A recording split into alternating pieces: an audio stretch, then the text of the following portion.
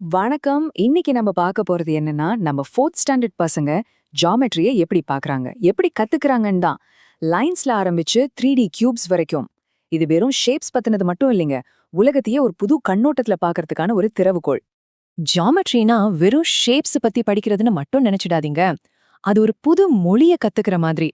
Space எப்படி இருக்குன்னு புரிஞ்சுக்க, ப்ராப்ளம் சால்வ் பண்ண, நம்ம கண்ணுல பாக்குற உலகத்தையே அனலைஸ் பண்ண இந்த மொழி நமக்கு ரொம்ப ஹெல்ப் பண்ணும். இன்ஜினியரிங்ல இருந்து ஆர்ட்ஸ் வரைக்கும் எல்லாத்துக்குமே இதுதான் பேஸ். சோ இன்னைக்கு நம்மளோட பயணம் எப்படி இருக்க போகுதுன்னா, ஒரு பில்டிங் கட்டுற மாதிரி தான். முதல்ல சின்ன சின்ன புள்ளி கோடுன்னு ஃபவுண்டேஷன் போடுவோம்.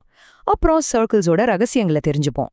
அங்கிருந்து 2Dல இருந்து 3D உலகத்துக்குள்ள போய் கடைசியா நம்மள சுத்தி இருக்கிற சிமெட்ரிங்கிற அழக பத்தி பார்க்க போறோம். எந்த ஒரு பெரிய பில்டிங் கட்டுறதுக்கும் ஒரு ஸ்ட்ராங்கான ஃபவுண்டேஷன் வேணும் இல்லையா? ஜியாமெட்ரிக்கு அந்த ஃபவுண்டேஷன் எது தெரியுமா? லைன்ஸும் ஆங்கிள்ஸும் தான்.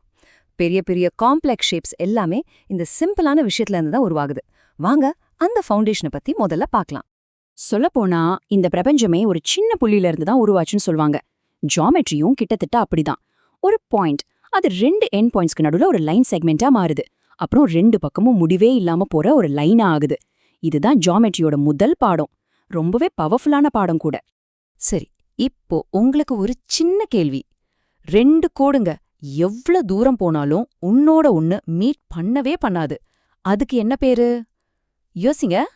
ஆன்சர் அடுத்த ஸ்லைட்ல இருக்கு. ஆமா, parallel லைன்ஸ், அதாவது இணை கோடுகள். இத புரிஞ்சுக்க பெஸ்ட் உதாரணம் என்ன தெரியுமா? நம்ம ரயில்வே ட்ராக் தான். பாத்தீங்கன்னா ரெண்டும் சேர்ந்து தான் போகும். ஆனா கடைசி வரைக்கும் ஒன்னோட ஒண்ணு சேராது இல்லையா? அதுதான் parallel லைன்ஸ். ஓகே, இப்போ 2 லைன்ஸ் ஒன்னோட ஒன்னு சந்திச்சா என்ன ஆகும்? அங்க ஒரு ஆங்கிள் உருவாகும். அந்த 2 லைனும் மீட் பண்ற பாயிண்ட் இருக்கு இல்லையா? அதுக்கு பேரு தான் வெர்டெக்ஸ். அந்த ஆங்கிள் உருவாக்குற 2 லைன்ஸையும் ஆர்ம்ஸ்னு சொல்வோம். இதுதான் ஒரு ஆங்கிளோட பேசிக் ஸ்ட்ரக்சர். இது வரைக்கும் நம்ம ஸ்ட்ரெயிட் லைன்ஸ பத்தி பார்த்தோம். இப்போ நாம வளைவுகளோட உலகத்துக்குள்ள போக போறோம். அதாவது சர்க்கிள்ஸ். நம்ம என்சிஆர்டி புக்ஸ்ல கூட வண்டிகளும் சக்கரங்களும்னு ஒரு பாடம் இருக்கு. யோசிச்சு பாருங்க, நம்ம உலகமே சக்கரங்கள்ல தான் ஓடிட்டு இருக்கு. சோ சர்க்கிள்ஸ் பத்தி தெரிஞ்சுக்கிறது ரொம்ப முக்கியம். ஒரு சர்க்கிள்குள்ள என்னெல்லாம் இருக்குன்னு பார்க்கலாமா? கரெக்டா நடுவுல இருக்கிற புள்ளி தான் அதோட சென்டர். அந்த சர்க்கிளோட அவுட்லைன் இருக்கு இல்லையா? அது சர்க்கம்ஃபெரன்ஸ். சர்க்கிள் மேல இருக்கிற 2 பாயிண்ட் இணைக்கிற லைனுக்கு பேரு கார்ட். அதே கார்ட் சென்டர் வழியா போச்சுன்னா அதுதான் அந்த சர்க்கிளோட நீளமான கார்ட். அதுக்கு பேரு டயாமீட்டர். கடைசியா சென்டர்லேருந்து சர்க்கம்ஃபரன்ஸ்க்கு இருக்கிற தூரம் தான் ரேடியஸ். இவ்ளோ விஷயம் இருக்கு பாருங்க. சரி, இன்னொரு கேள்வி. இந்த ரேடியஸ்க்கும் டயாமீட்டருக்கும் என்ன சம்பந்தம்? டயாமீட்டரை எதால டிவைட் பண்ணா நமக்கு ரேடியஸ் கிடைக்கும்? யோசிச்சு பாருங்க. 2 சிம்பிளா 2ன்னு சொன்னாலும் இது ஜியாமெட்ரியில ஒரு கோல்டன் ரூல்.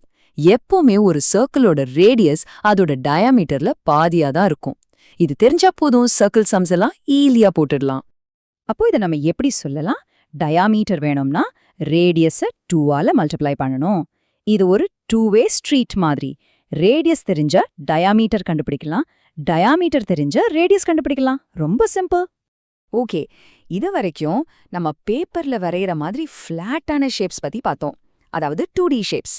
இப்போ வாங்க அந்த பேப்பர்ல இருந்து வெளியே வந்து நம்ம கையில பிடிக்க முடியற மாதிரி இருக்கிற 3 டைமென்ஷனல், அதாவது 3D ஷேப்ஸ் உலகத்துக்குள்ள போகலாம்.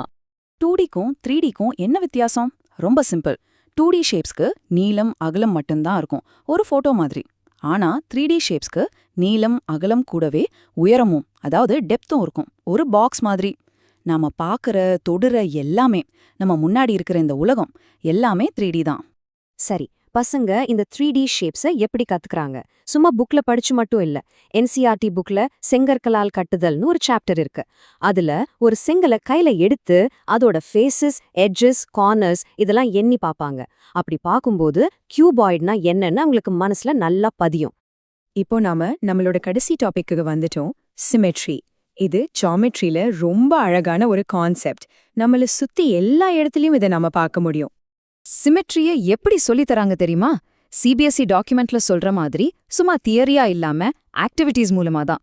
ஒரு பேப்பரை மடிச்சு, வெட்டி, இல்லனா இங்க் கொட்டி மடிச்சு பிரிச்சு, இப்படி செய்முறை மூலமா கத்துக் கொடுக்கும்போது ரொம்ப ஈஸியா புரியும். அப்போ சிமெட்ரினா என்ன? ஒரு ஷேப்பை சரிபாதியா பிரிச்சா ஒரு பாதி இன்னொரு பாதியோட மிரர் இமேஜ் மாதிரி இருக்கணும். அதாவது நடுவுல ஒரு கண்ணாடி வச்சா 2 பக்கமும் ஒன்னா தெரியணும்.